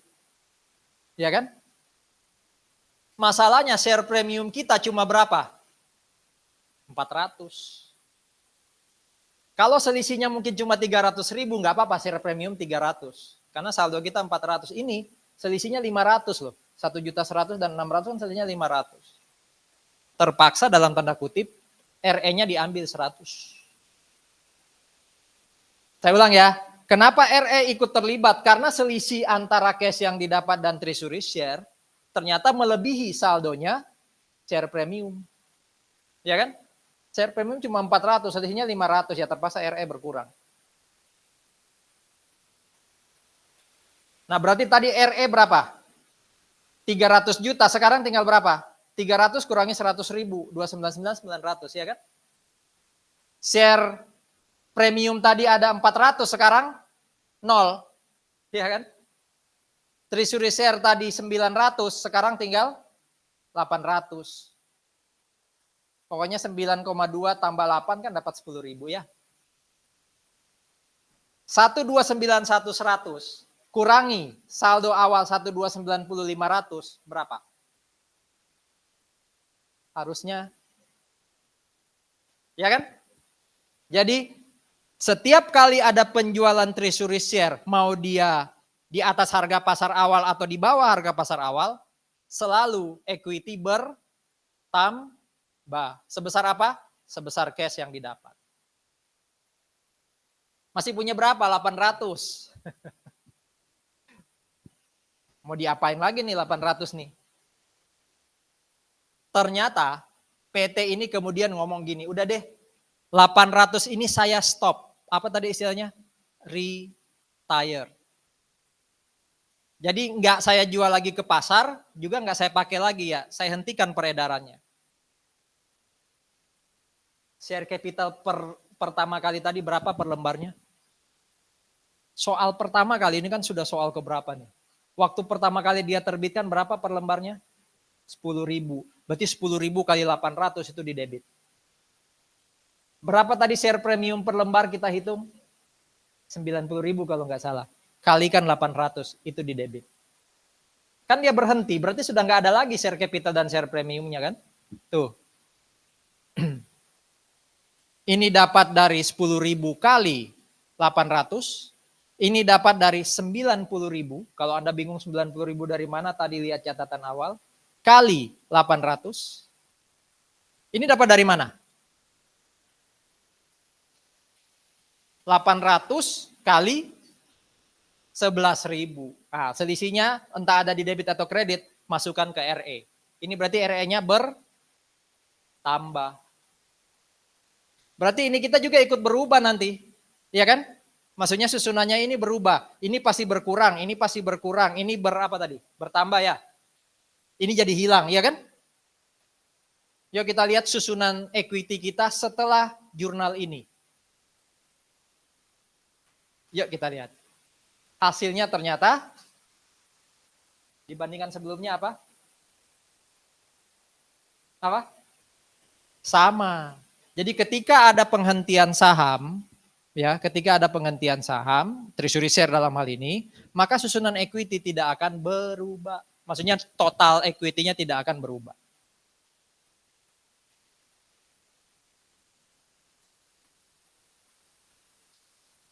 Sengaja saya buat per hari ini. Harusnya pakai kebaya gitu ya, cewek-ceweknya.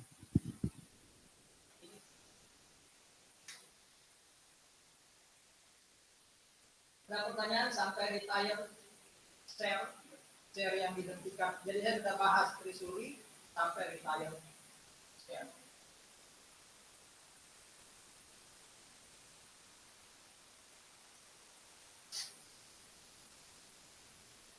Dividen. Dividen itu gampangannya adalah return earning. Return earning tadi kan kumpulan dari laba ya. Kalau sudah numpuk, pilihannya dua. Mau dipakai bangun pabrik ekspansi atau bayar dividen.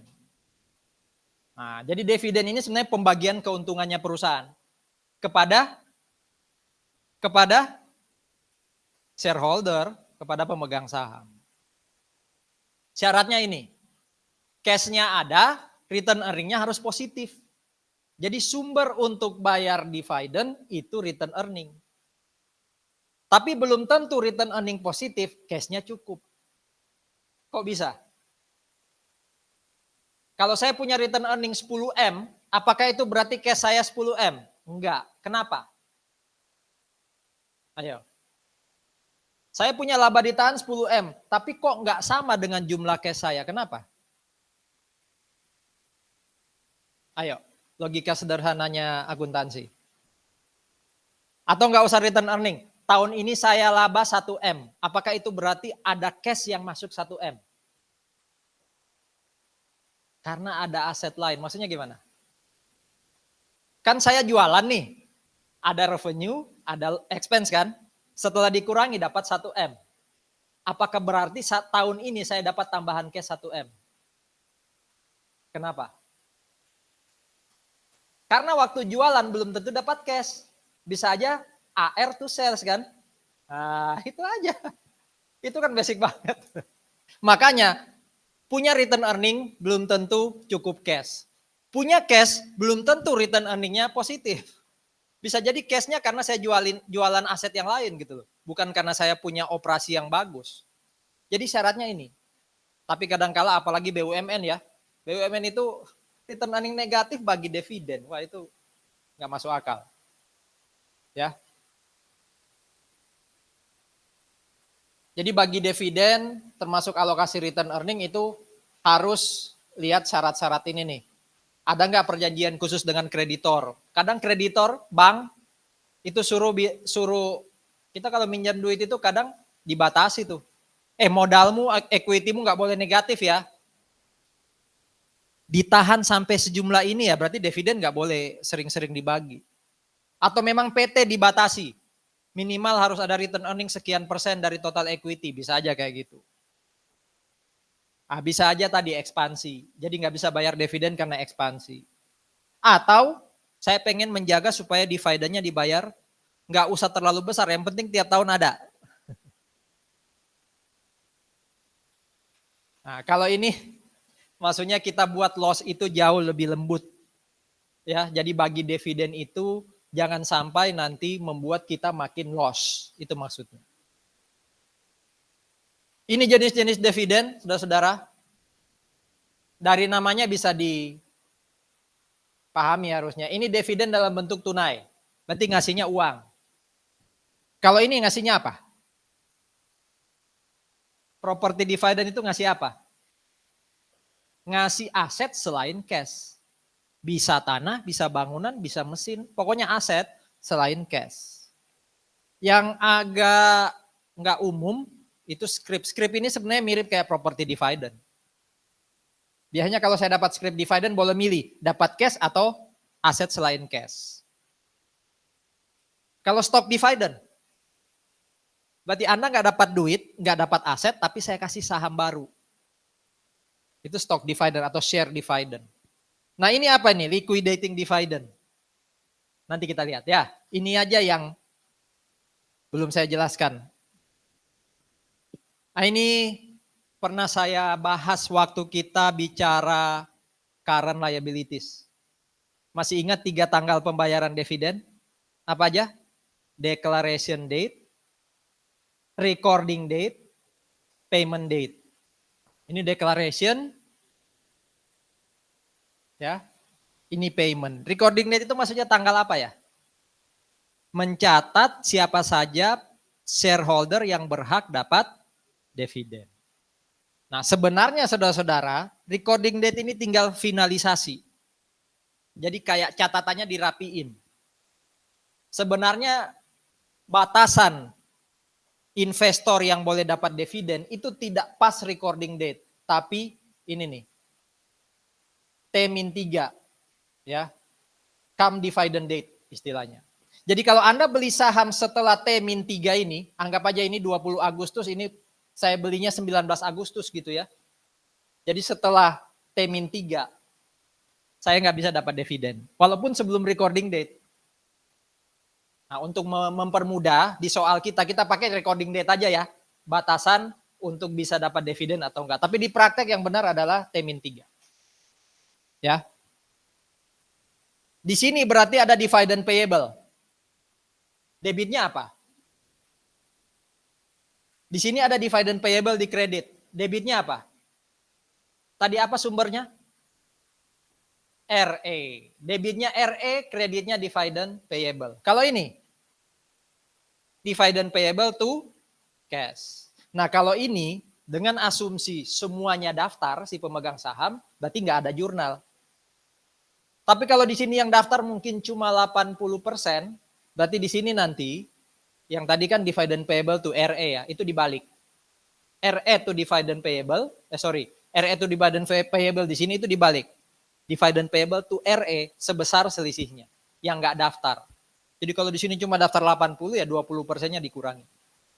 Supaya waktu bayar cash hanya bayar 80%, bukan 100%. Kayaknya ada contohnya juga nih.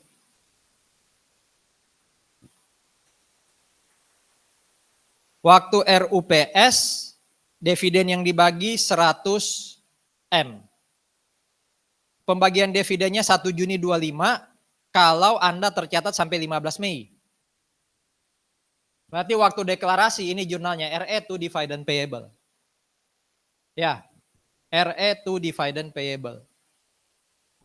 Dengan asumsi semuanya nyatat atau mendaftarkan diri, berarti nggak perlu jurnal. Waktu recording date. Berarti waktu bayar dividend payable to cash 100 M. Ya kan? Tapi gimana kalau ternyata waktu recording itu hanya 90% yang daftar. Berarti ada 10% yang nggak daftar. Ya udah dividend payable to RE-nya 10%-nya. Sehingga waktu nanti pembayaran yang dibayar cuma berapa? 99. Recording date itu pemegang saham daftarin diri ke perusahaan. Karena kan tidak semua pemegang saham saya tahu. Iya kan? Apalagi PT terbuka. Kalau kamu main saham umpama ya, kamu mungkin cuma beli 1%, 2%, PT-nya bisa jadi nggak kenal kan. Tapi kamu kan berhak atas dividen. Nah supaya dapat dividen kamu harus ke saya. Ngomong, Pak Agus, saya pemilik Bapak loh. Oh ya wis, tak catat ya, nanti waktu bagi dividen tak kasih. Enggak dong, pakai ini dong. Mau beli dari perusahaan atau enggak, saya tetap harus daftarnya ke perusahaan. Waktu beli saham itu ada dua tadi ya. Waktu IPO berarti langsung ke perusahaan. Kalau di bursa efek atau lewat broker berarti saya nggak ketemu perusahaan. Mau IPO atau ini, waktu bagi dividen saya harus tetap ke perusahaan. Karena saya belum tentu diketahui oleh perusahaan. Apalagi kalau yang ini. Saya paham maksudnya ya. Pak gimana kalau IPO? IPO sih sudah diketahui sama perusahaan. Bisa jadi perusahaan langsung nyatat. Tapi kalau yang ini, investor yang lewat bursa efek, lewat broker kan perusahaan nggak tahu. Bukan kita, pemegang sahamnya. Kenapa susah memahami itu? Bisa jadi perusahaan sudah punya database-mu. Itu saya nggak tahu. Bisa jadi itu tadi waktu sekarang kan apalagi waktu transaksi ini waktu textbook ini dibuat bisa jadi masih pakai paradigma manual ya. Ketika sekarang sudah digital, pajak itu contohnya ya. Yang sana potong pajak saya, SPT saya langsung otomatis masuk. Saya menduga berarti waktu kamu beli di input di sistem PT yang bayar dividen itu langsung tahu, oh ini semua nih pemegang saham saya. Berarti nggak perlu lagi recording date dalam kasus ini. Gitu ya.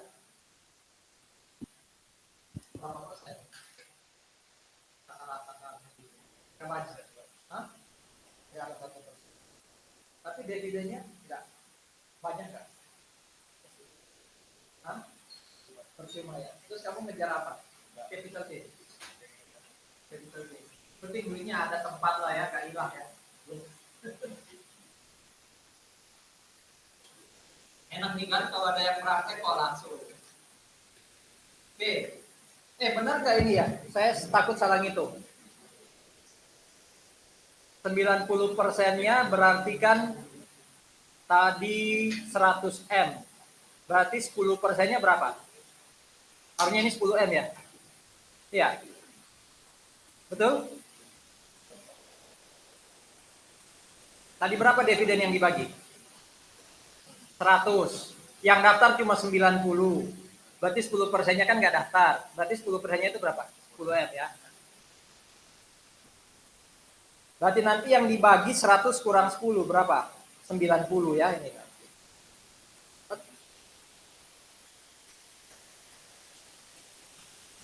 Oke, ada lagi pertanyaan terkait dividen. utamanya cash dividend?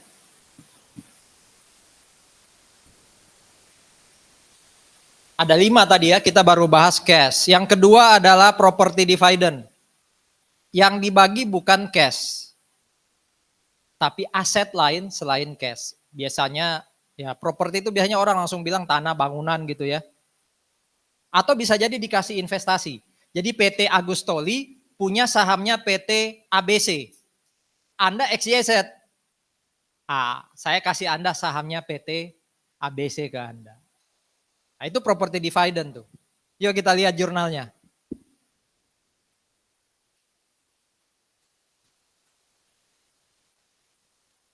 XYZ bagi dividen bentuknya land. Wah, ngasih tanah. Ya. Land ini waktu dibeli 90 miliar. Waktu beli. Bagi dividennya nanti 1 Juni. Fair value waktu deklarasi dari tanah tadi itu 100. Langkah pertama saudara-saudara, naikkan dulu nilai land ini dari 90 ke 100. Berarti tambahin 10 dulu. Ya kan? Sehingga investasi kita nilainya sekarang sudah 100. Sehingga nanti waktu Juni bayar dividen, ya, waktu Juni bayar dividen, ini RE to property dividend payable ya, nilainya harus sama dengan fair value. Property dividend, RE to dividend payable harus sama dengan fair value. Makanya ini dinaikin dulu ke 100 kan tadi. Nah nanti waktu bayar dividen berarti dividend payable to apa yang dikredit, bukan cash. Land sebesar 100. Itu ya. Cash dividend udah, property dividend udah. Pak, gimana kalau nilai tanah atau investasi saya turun waktu bagi dividen? Ya disesuaikan, kurangi nilainya. Berarti nanti RE to dividend payable-nya sebesar nilai yang turun tadi. Kalau di sini contohnya 90. Ternyata waktu deklarasi fair value-nya 85. Ya udah berarti RE to dividend payable 85. Tapi turunin dulu nilainya. Berarti investasinya di kredit, unrealized holding gain-nya justru di debit. Itu ya. Property dividend ada pertanyaan?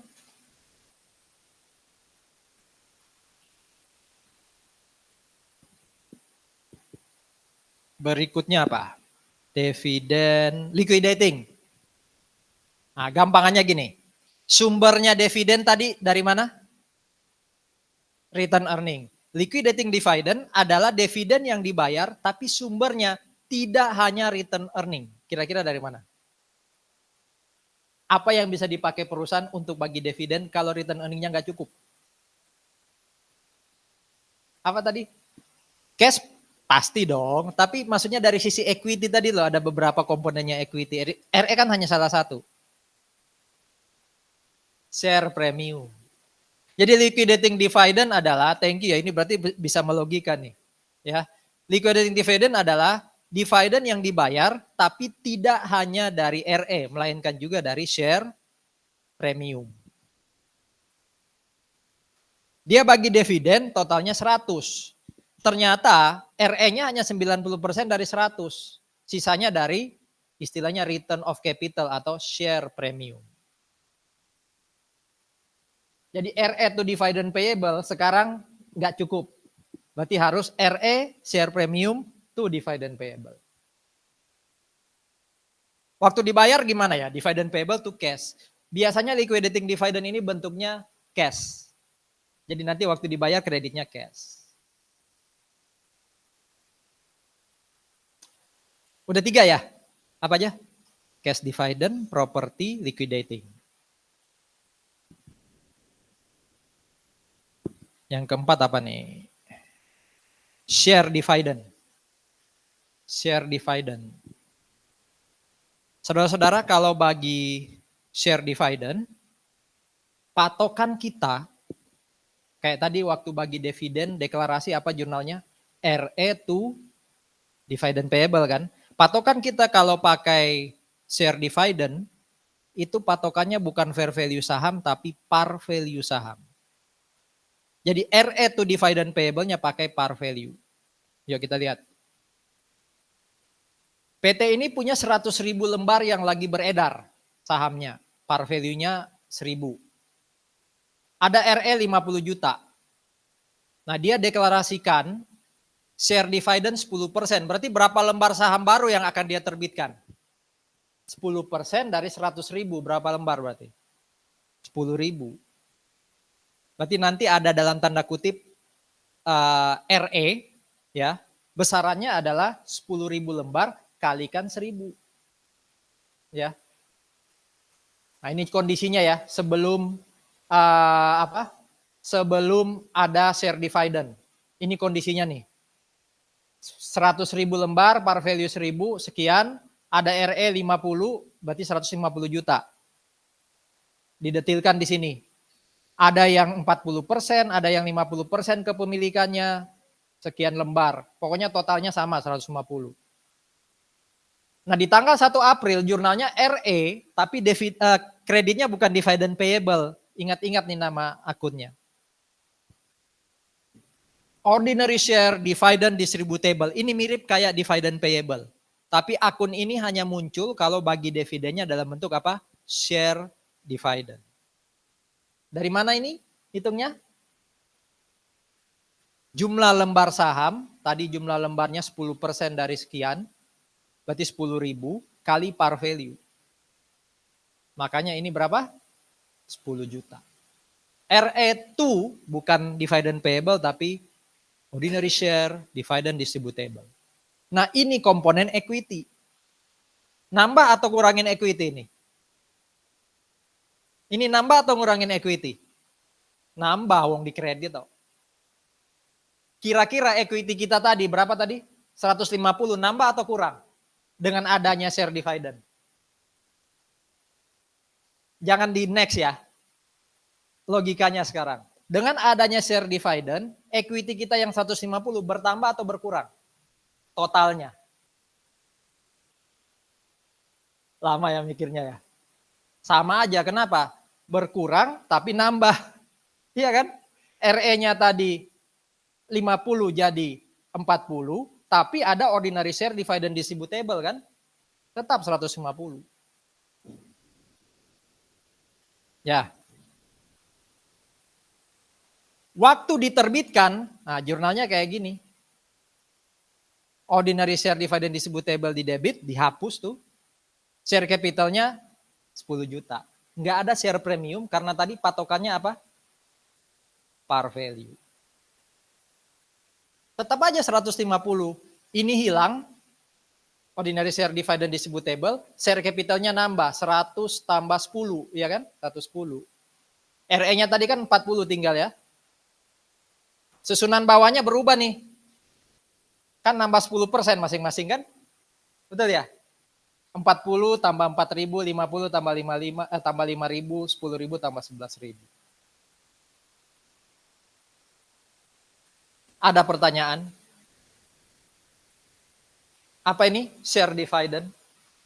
Kalau script tadi bisa milih pakai cash, bisa milih pakai property. Berarti kita sudah bahas script dividend, cash dividend, property dividends, apa tadi? Share dividend. Ya, liquidating dividend. Selesai dividend. Kalau stock split, nah stock namanya aja split ya. Jadi lembarnya 1 jadi 2 kalau 2 for 1. Kalau 3 for 1 berarti lembar 1 jadi 3. Jumlah lembarnya bertambah. Par value-nya berkurang. Kalau 2 for 1 berarti par value-nya dibagi 2. Ini par value 1.000 jadi 500. Jumlah lembarnya 100.000 jadi 200.000. Kalau 2 for 1. Nah ini sebelum share split. 100.000 lembar, par value 1.000. Ini 200.000 lembar, par value 500, tapi totalnya tetap sama. Jadi bisa bedain share dividend sama share split ya. Kalau share dividend, ya lembarnya mungkin berubah. Tadi contohnya nambah. Tapi par value-nya nggak berubah. Kalau ini berubah par value. Ya. Intinya share dividend maupun share split tidak berefek kepada total equity. Oke, sampai titik ini. Sampai share split, ada pertanyaan. Mm-mm. Mm-mm. Pakai saham. Mana? Yang mana sahamnya naik lagi? Share capitalnya tah? 110 jadi, sorry. Karena ini, karena kita bagi saham baru kan. Awalnya kan 100 nih. Terus saya kasih saham kepada, saya terbitin saham untuk pemegang saham yang dapat dividen. Ya logikanya 100 naik dong, jadi 110. Iya kan? Karena namanya share dividen itu berarti nanti akan ada penerbitan saham baru. Di sini contohnya terbit baru berapa persen? Mana tadi? Terbit baru 10%. 10% kalau awalnya 100.000 berarti terbit baru 10.000 nanti. Berarti jumlah lembar saham jadi 110.000. Nih, ini kan jadi 110.000 nih. Ya kan? Betul. Ini kayak right issue tapi bentuknya dividen, bukan dijual. Betul sekali. Nek kayak gini-gini cowok-cowok senang. Teknologi gitu ya, kalau bicara teknologi gitu apa atau saham-saham ini cowok-cowok senang.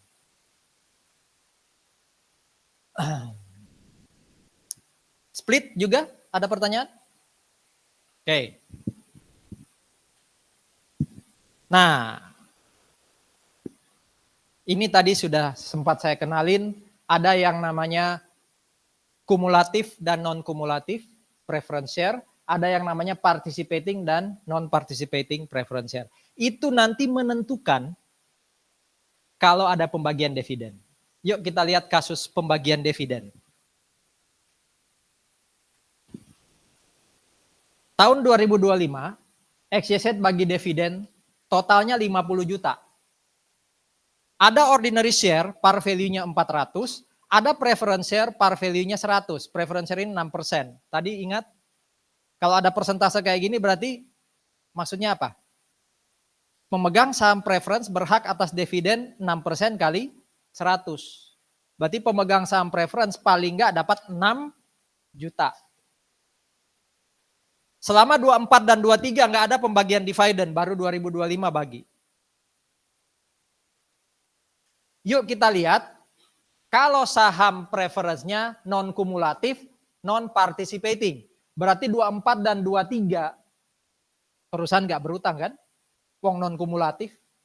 Berarti perusahaan hanya bagi ke preference tahun ini tok 6% kali 100.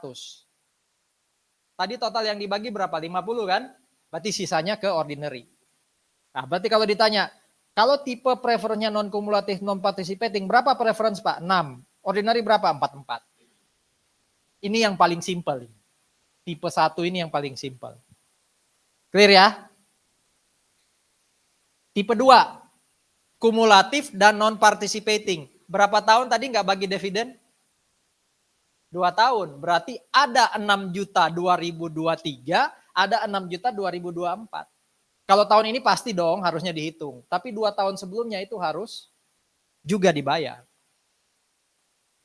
2 tahun ini, 12 juta ini yang disebut DIA. Dividend in arrear. Arrear. Ya, arrears. Ya, DIA.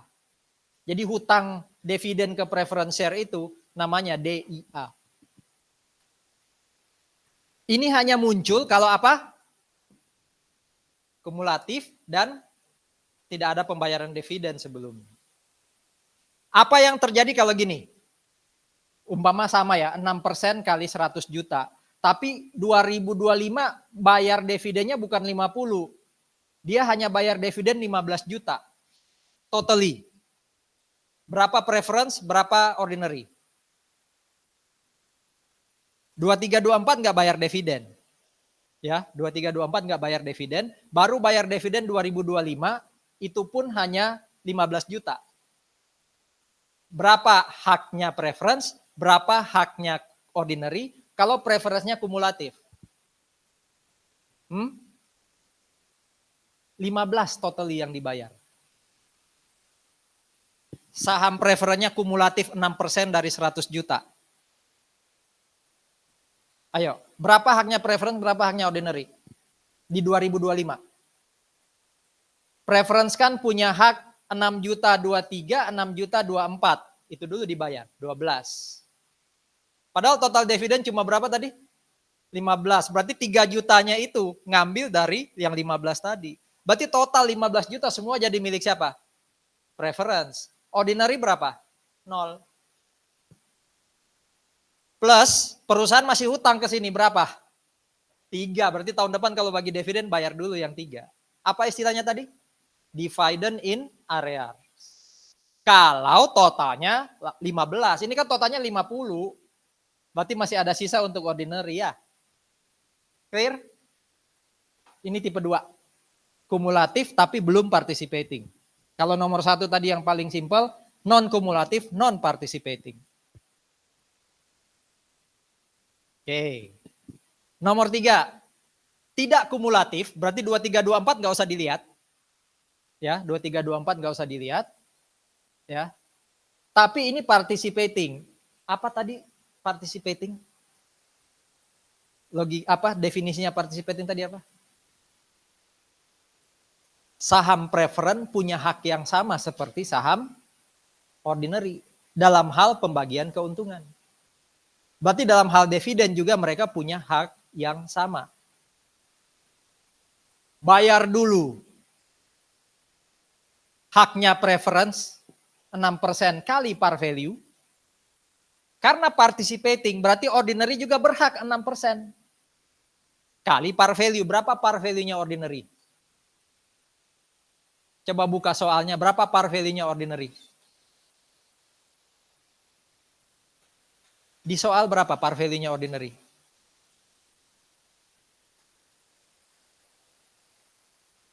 Hmm?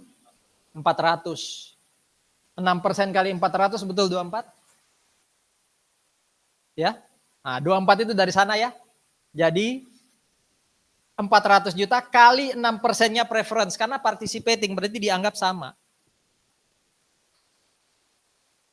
6 juta ini clear. 6% kali 100 kalau nggak salah tadi ya kan. Kalau ini 6% kali 400. Berarti so far yang terbayar itu 6 tambah 4, 30. Berarti masih ada sisa 20 juta ya. Nah, 20 juta itu juga harus dibagi pakai persentase yang sama. Nah, kita cari persentasenya. 50 kurang 30 yaitu 20 dibagi total par value. Berarti 20 per 500.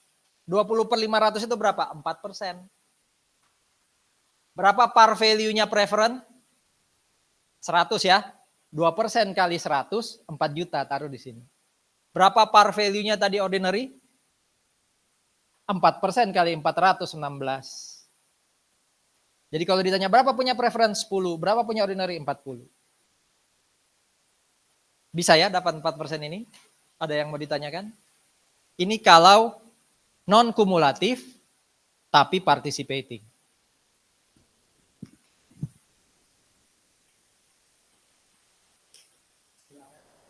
Yang nomor 3 yang, berarti kalau nomor 3 kumulatif participating. Itu yang nomor 3.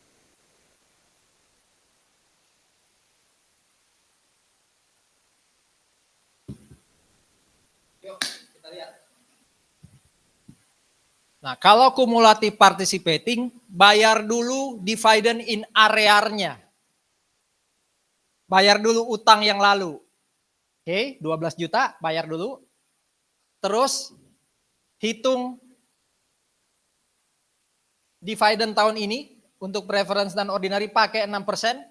Tadi sama ya. Berarti 18 tambah 24. Ini harusnya sudah 6 tambah 6. Berarti sudah berapa? 42 juta ya? Betul ya? 30, 36, 42 juta kan? Berarti masih ada sisa berapa? 8. 8 juta, ini kan 8 juta. Ya. 50 kurang ini bukan 12. 32.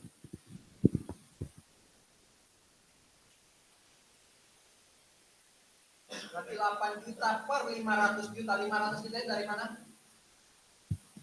Par value-nya ordinary 400, par value-nya preference 100.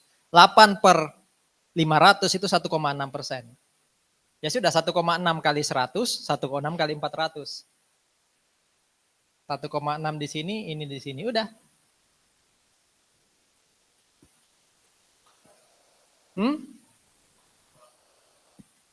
50 kurang 42, ya dapatnya 8 ya, harusnya 42. Pokoknya dapatnya 8, betul ya, dapatnya 8 kan? Oke, betul 1,6 ya, jangan-jangan saya salah hitung. 8 per 500, betulkah 1,6%? Berarti 8 per 5. Ya. Ada pertanyaan? Ngapain you foto? Wong ada di slide.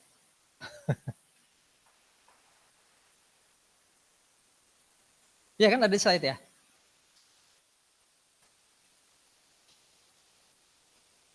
Teorinya habis enggak? Iya. Berarti chapter berapa? 14 selesai. Silakan istirahat. 9.30 kita mulai yang chapter satunya.